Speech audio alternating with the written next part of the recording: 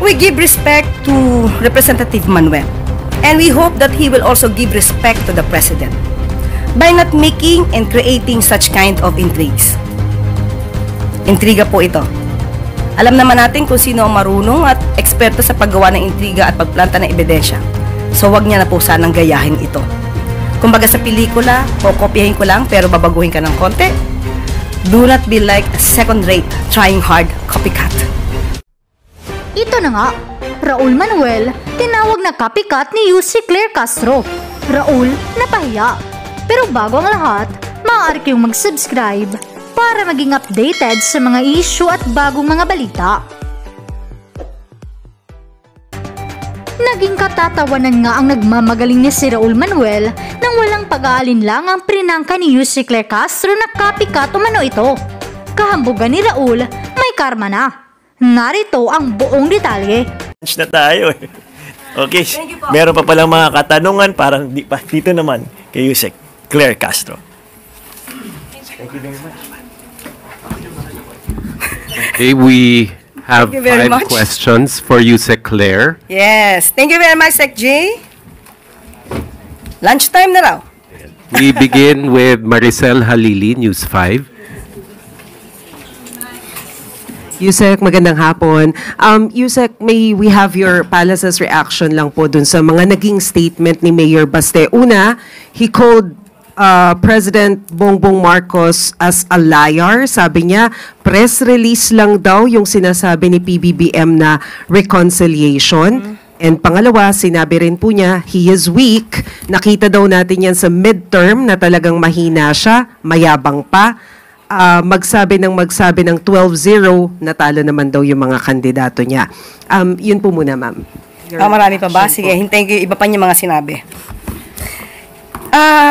Unang-una, pinapansin pa ba si Mayor Baste Duterte sa kanyang mga sinasabi? Can we expect any nice word from him for the President? Expected na ganyan ang kanyang magiging reaksyon. Unang-una, patungkol sa liar, sino ba talaga ang liar? Ito ba'y patungkol sa sinasabing reconciliation? Sana po, napakinggan niya mabuti kung ano ang bawat salitang nanggaling sa Pangulo. Tinanong po siya ni Mr. Anthony Taberna kung open ba siya for reconciliation. If I'm not mistaken, that's the word. Open. Right? Not offer. So, malaki po ang pagkakaiba ng open for reconciliation at nag-o-offer ng reconciliation. Bilang ama ng bansa, tatanungin siya kung siya ba ay open for reconciliation sa mga Duterte at sa ibang mga taong maaaring nag-o-oppose sa mga polisiya niya. Ano po ba ang dapat tugunan, ang maging tugon ng isang ama ng bansa? Dapat lang, opo, open siya for reconciliation. Sino ba ang matinong leader ang hindi open for reconciliation? Sa ngayon, alam niyo naman po siguro kung sino yung hindi open for reconciliation. At sinabi rin po ng Pangulo na hindi lamang po mga Duterte, bakit lagi po kasi sa kanila lamang nakatuon. Sinabi po, maliwanag, uulitin po natin, open for reconciliation ang Pangulo sa mga Duterte at sa lahat ng tao na maaaring oposisyon or may oppose or may oposisyon sa kanyang mga polisiya. Dahil gusto niya po na makapagtrabaho na maayos, magkaroon ng stability ang gobyerno para matugunan ang lahat ng pangangailangan ng taong bayan. So wala pong nagsisinungaling dito.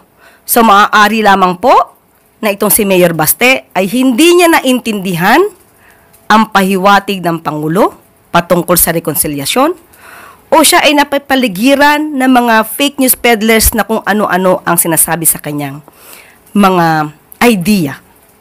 So, nakakaawa po yung ganun. Okay, sa pangalawa, he is weak, mahina at mayabang. Sa isang eleksyon, hindi naman po talaga natin masasabi kung sino ang iboboto ng mga tao. Nirespeto po ng Pangulo kung ano po ang isinigaw ng bayan. Tandaan po natin, 6-6 ang nanalo po sa alyansa.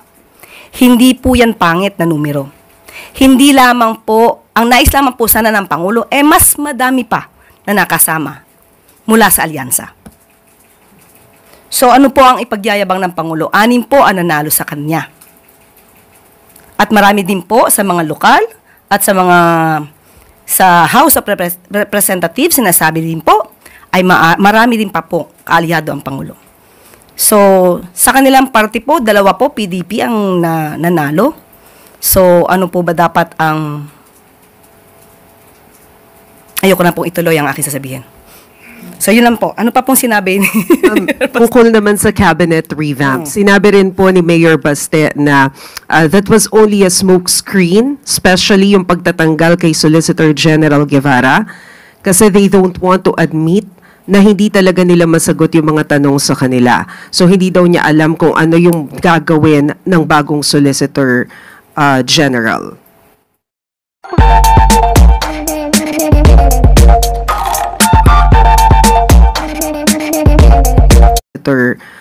General.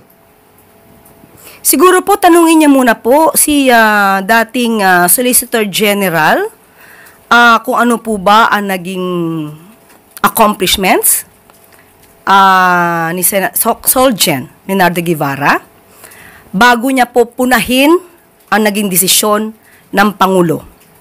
Ang ginawa po ng Pangulo ay ma-retain ang mga napagkakatiwalaan pa niya at mawala ang mga under-delivery, yung mga opisyal na merong under-delivery or under-performance.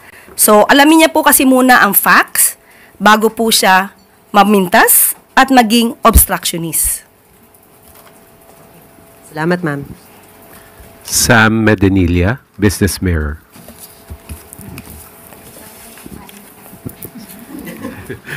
Good afternoon, ma'am. Ma'am, yung regarding lang po dun sa 1+ ni President Marcos, nung free rides during Sundays.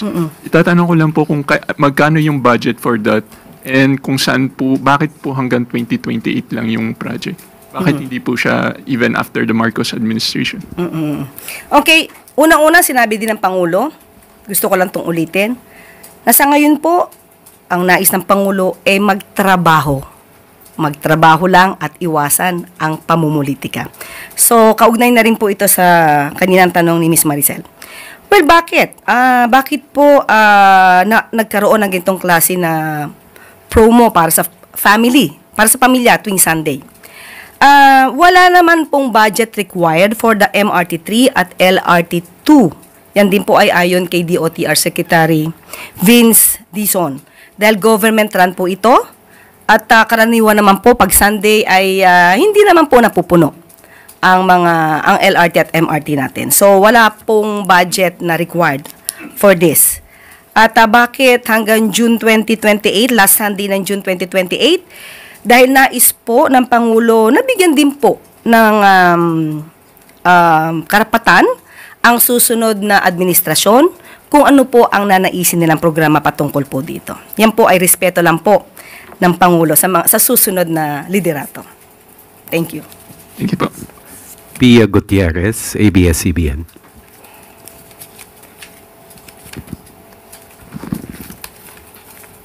Ma'am, on the impeachment po, tatanungin ko lang kung may posisyon na po ba ang palasyo sa nangyayaring debate ngayon kung pwede mag-crossover sa susunod na kongreso yung impeachment trial ni Vice President Sara Duterte.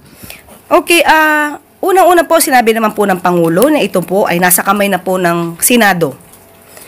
At hindi po makikialam ang Pangulo kung ano man po ang nangyayaring pagdedebate sa Senado. May kanya-kanya pong ideya dito. May nagsasabi po, mga eksperto rin, na maaari pong tumulay or tumawid sa 20th Congress dahil ayon na rin po sa isang Supreme Court decision, ang Senado po ay itinuturing na isang continuing body. So, hindi naman po siguro ito i-describe or ika-characterize ng Supreme Court na continuing body kung parang nakukonsider siyang na-terminate na o nag-expire na tulad ng House of Representatives. Pero kung ano po ang idea ng Pangulo patungkol dito, una po, maliwanag din sinabi ng Pangulo na impeach na po si VP Sara. Kaya po, hindi niya po ito papakialaman. Wala po siyang anumang gagawin patungkol dito dahil lahat po na mangyayari ay nasa Senado na po. Ang gusto lamang po niya, para sa kalahatan, hindi lamang po para sa impeachment, dapat lang po manatili ang due process, manatili ang proseso. Kung ang proseso po ay kasama po dito ang pagtugon at pagtupad ng mga probisyon ng konstitusyon, dapat sundin kung ano ang nasa konstitusyon, kung ano ang nasa batas, at kung ano ang rule of law. One follow-up lang po, because the impeachment is a public accountability mechanism. Nangangamba po ba yung palasyo na hindi na matutuloy yung impeachment trial, lalo na po at may mga kumakalat na balita na merong mga draft resolutions seeking to dismiss yung articles of impeachment against the Vice President? Kung matuloy po o hindi matuloy ang impeachment, mukhang hindi na po yan sakop ng ating Pangulo. Ang gusto lang namin pong parating, sana po ay wag ipahid sa Pangulo kung ano man po ang magiging desisyon ng Senado dyan. Kasi marami po tayo nakikita, katulad po ng ibang mga protesters, ginagalang po natin ang kanilang mga opinion at mga ginagawa. Protesters na gustong ipatuloy ang impeachment trial. Pero sana po ay iwaksin nila sa kanilang isipan na may kinalaman po ang Pangulo dito dahil yan po ay solely the responsibility of the Senate. Nasa kamay na po ng Senado kung ano po ang gagawin po nila dito patungkol sa impeachment proceedings. Last two questions. Mariz Umali, GMA Integrated News. Yusek, manghihingi lang po kami ng reaction ng Palace dito sa sinabi po na statement ni Representative Raul Manuel, and let me just quote what he said. Nagsabi na po ang impeached Vice President nahaharap naman siya sa Senado para sa impeachment trial. May bahagi rin ng mga supporters mismo na naniniwala ang dapat matuloy ang impeachment trial para mahusgahan once and for all ang Vice President hinggil sa paggamit niya umano ng public funds. Yet, the sitting President sends signals to indicate that he is against the impeachment process. Bakit pa siya nagme-meddle dito? Dahil ba may mga issue rin siya na ayaw niyang maungkat? Okay lang ba sa ilang makapangyarihan na ibaba ang standards pagdating sa pagpapanagot ng mga kurakot, kasi baka pare-pareho lang din pala sila ng mga kurakot na pinoprotektahan ng isa't isa. Yan Okay. ang sinabi niya. We give respect to Representative Manuel, and we hope that he will also give respect to the President by not making and creating such kind of intrigues. Intriga po ito. Alam naman natin kung sino ang marunong at eksperto sa paggawa ng intriga at pagplanta ng ebidensya. So wag niya na po sanang gayahin ito. Kumbaga sa pelikula, kokopyahin ko lang pero babaguhin ka ng konti. Do not be like a second-rate, trying hard copycat. Okay? So unang-una po, mali na po ang sinabi po ni Representative Manuel nung sinabi niyang ayaw niya nung impeachment process. Ang sinasabi daw po niya na parang why is he sending signals that he is against the impeachment process. Okay. So, bakit pa siya nagme-meddle? Meron ba siyang isyong ayaw na Diba? Unang-una, wala po siyang sinabi na ayaw po niya ng impeachment process. Maliwanag po nung tinanong ito sa Kuala Lumpur, ayaw niya po ng impeachment. But the problem is, VP Sara is already impeached. So, magiging issue na lang dito, acquittal ba o conviction sa Senado. Sa Senado. So, dapat i-correct po natin yan. Sinabi rin po ng Pangulo na let the process take its course. Proseso. So, ano pong signal ang sinasabi ni Representative Manuel na ayaw ng Pangulo sa impeachment process? Magkaiba po yun. Maliwanag, uulitin po natin ulit. Maliwanag, ang gusto ng Pangulo, proseso, ayon sa batas, ayon sa konstitusyon. At gugustuhin po ba niya na ni Representative Manuel na lumabas na ang Pangulo ay nagdidikta? Nagdidikta sa Senado?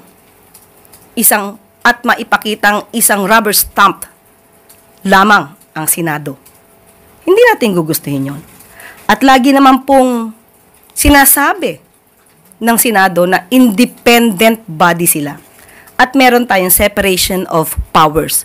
So, sa ganitong klase ng issue ng impeachment process, wag na po nating ikabit sa Pangulo dahil ito, muli, sasabihin natin, ay katungkulan ng Senado. Pero ma'am, in terms of the question kung meron ba siyang itinatagong issue na ayaw maungkat, would you care to? Kaya nga po sinabi natin, magbigay siya ng respeto sa Pangulo by not making and creating such kind of intrigues. Intriga po.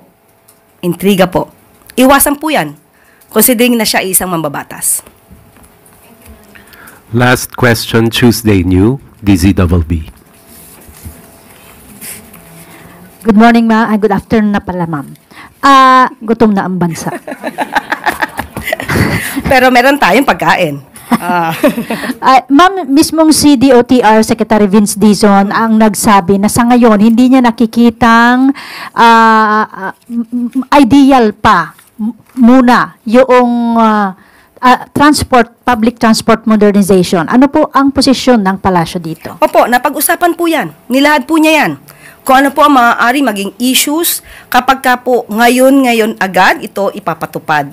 So, kailangan po talagang i-prepare ang mga concerned na mga drivers natin, operators natin, para sa paggawa na at pag-manage, pag-operate ng isang kooperatiba.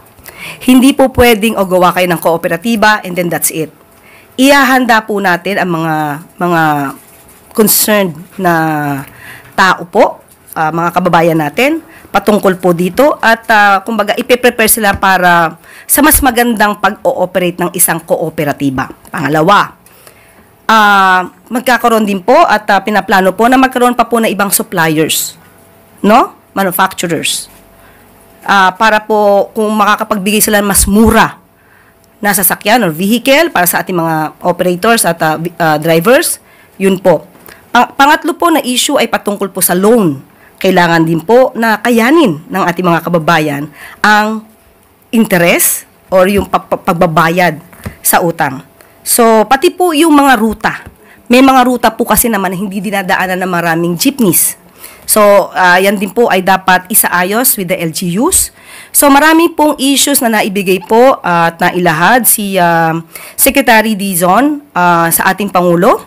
At yan po naman ay pinakinggan ng ating Pangulo. So sa ngayon po, ihahanda po muna lahat, pero tandaan po natin, tuloy pa rin po ang PUV Modernization Program. Ihahanda lang po natin lahat ang mga stakeholders po dito. Clarification, ma'am. So, naipaabot na kay Presidente itong concerns na ito and ano po ang response ni Presidente rito? Umayon ba siya na pansamantala wag munang ituloy at gaano katagal po na isususpend muna o paano? Sa initial na meeting po namin with the President, kasama po kasi ako kaya medyo alam ko po ang mga konting detalye dito. Yung timeline, bibigay ko na lang po siguro sa inyo at wala po akong kopya dito sa ngayon. Pero nung binanggit po ito ni Secretary Dizon kay Pangulo, positibo naman po ang response ng ating Pangulo. At ayaw naman din po niyang pahirapan ang mga operators at mga jeepney drivers natin kung ipupush po ito tapos parang pilit. So dapat po talagang aralin para po lahat po naman ay maging maayos ang takbo at pag-implement po ng programa na ito. Thank you, ma'am. Okay po? At bago tayo magtapos, meron pa rin tayong good news. Batay sa direktiba ni Pangulong Ferdinand R. Marcos Jr. na mapabuti ang sistema ng edukasyon, inaprubahan ng Department of Budget and Management ang paglikha ng 10,000 non-teaching positions sa mga pampublikong paaralan sa buong bansa. Bukod pa ito sa 16,000 teaching positions para sa school year 2025 to 2026 na inanunsyo na ng DBM kamakailan. Magiging mga administrative officer 2 na may salary grade 11 ang mga kukuning kawani na ilalagay sa mga elementary, junior at senior high school. Sa paglikha ng mga posisyon na ito, mas matututukan na ng mga guro ang kanilang pagtuturo at mabibigyang pansin ang inyo. So ito yung direktiba ng Pangulo na dapat magkaroon ng internet sa lahat ng mga buong Pilipinas. Lalong-lalo na sa mga mahihirap na lugar. siguro kanina na itanong nyo rin kung ilan ba ang kailangan namin para matugunan yung free wifi. 135,000 sites. Sa ngayon po. Kasi ang public areas, dumadagdag po yan. May isang magawa ng parke, may isang gumawa ng transport area. But as of now, it's 135. Our target by 2028 is 125,000. Ang kagandahan po nito, inaaral po namin lahat ng current technology para mapababa ang presyo at maitaas ang dami ng ating internet sa Pilipinas. Okay. So aside from mga cell sites or what do you call transmission sites, meron pa kayong ibang strategy like ay nako, napakarami po. Yung ginagawa ng Starlink. Yes po. Na satellite naman. Okay. Sige po. So alam natin na limitado ang ating budget when it comes to free wifi. May subscription yan, may maintenance yan. And dyan po pumapasok yung aming NBP. Ang National Broadband Plan po, I think alam na ng media ito eh. It's a 6-phase na project na ginagawa yung backbone ng ating ng Pilipinas. Ang original plan pong ito ay para lamang sana sa GovNet natin. Ibig sabihin yung internet ng ating gobyerno. No? Para magkaroon tayo ng secured infrastructure. However po, sa aming panahon po, gagamitin na rin po namin yung NBP sa pakikipagtulungan sa MNOs upang marating natin yung mga areas para makapagbigay tayo ng free wifi.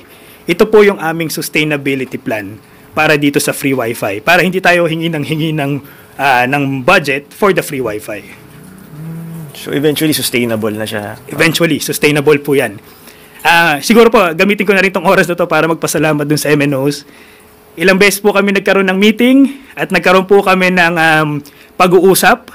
At ito po ay gagawin namin sa Tawi-Tawi. Magkakaroon tayo ng commitment signing doon na magkakaroon po tayo ng shared infrastructure. No?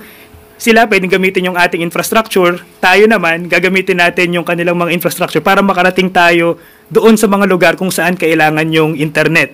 Ito po ay in line with dun sa slogan namin na digital bayanihan. Nakikipagbayanihan ang mga private sector sa public sector upang maipaabot namin yung serbisyo sa taong bayan. Okay, ganda nun ha. Sana kailan matutuloy yan? Sa June, July? Yung pong yes sir, June, July. Thank you very much, Yusek. Thank you. Yusek Paul Joseph Mercado. At bilang panghuling mensahe na lang, Secretary Henry. Pero teka lang, meron pala akong tanong. Kasi yung iba ngayon kinakatakutan yung artificial